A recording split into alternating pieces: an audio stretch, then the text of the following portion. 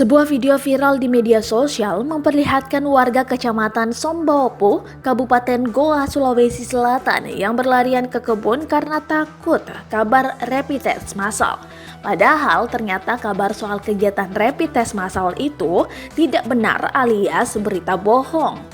Dalam video tersebut memperlihatkan para warga yang merasa ketakutan dan mereka meninggalkan rumah untuk mengungsi masuk ke dalam kebun karena menghindari petugas rapid test. Di antara warga yang berlarian ada warga yang membawa pakaian dan makanan. Menanggapi video viral tersebut, Camat Sombaopo Agus Salim memberikan klarifikasi. Ia membenarkan bahwa ada warganya yang berlarian ke kebun karena menghindari petugas rapid test.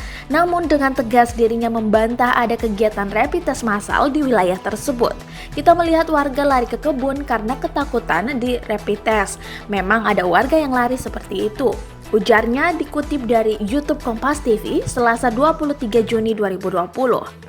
Tapi, informasi bahwa ada rapid test itu tidak benar. Ada yang tak bertanggung jawab memberikan berita yang tidak benar, sambungnya. Pemerintah pun mengimbau kepada warga jika kembali menerima informasi serupa untuk secepat dikoordinasikan kepada pihak RT, RW, dan kecamatan.